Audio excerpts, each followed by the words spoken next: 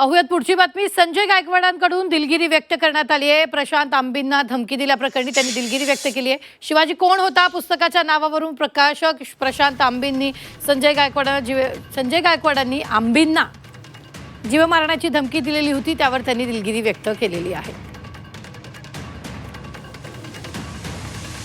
तर यावेळी संजय गायकवाडांनी दिलगिरी व्यक्त केलेली आहे। त्यांनी शिवीगाळ केलेली होती, धमकी दिलेली होती, त्यावर त्यांनी दिलगिरी व्यक्त केली आहे।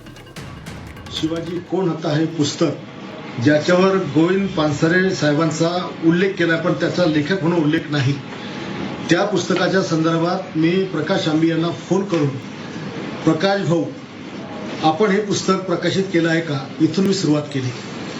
छत्रपती शिवाजी महाराज हे करोडो देशवासियांचं दैवत आहे। त्यांना महाराष्ट्रात संपूर्ण देशामध्ये आपण सगळेजण दैवत मानतो। त्यांचा कुठेही उल्लेख करताना श्री छत्रपती शिवाजी महाराज असाच उल्लेख केला जातो। आणि यापूर्वी सुद्धा विधानसभेमध्ये मी राज्यातल्या जेवढ्या संस्था असतील ज्याला शिवाजी नाव असेल त्या शिवाजीच्या ऐवजी छत्रपती शिवाजी महाराज अशा नावाच्या संस्था म्हणजे दुरुस्ती करावी आणि हे नाव टाकावं असं आग्रही मागणी मी केली।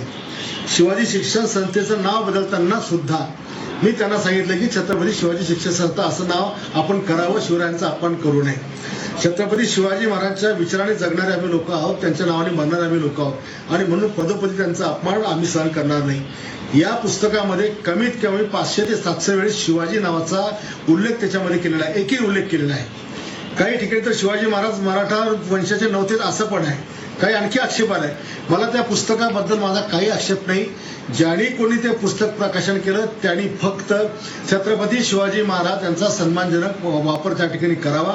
मी जे काही त्यांना रात्रीच्या वेळेला त्यांना शिवगाळ केली, त्यांच्या आईबद्दल बोललं असेल किंवा त्यांच्या पत्नीबद्दल झालं त्याबद्दल मी दिलगिरी व्यक्त करतो। पण ज्याला कुणाला बुलढाण्यातून पुस्तक वाचायचं असेल का महाराष्ट्रात आणखी कुठं वाचायचं असेल त्याला आमची विनंती आहे की आपण आपल्या बापाचं नाव सुद्धा एकरी घेत नाही तर महाराजांचं नाव किमान छत्रपती शिवाजी महाराज असंच नाव त्याच्यामध्ये उल्लेख करा आणि मग खुशाल पुस्तक वाचा। आम्ही पण तुमचं ऐकायला त्या ठिकाणी येतो, पण महाराजांचा नावाचा उल्लेख एकेरी करून करोडो हिंदूंचा अपमान करू नका। प्रकाश आंबी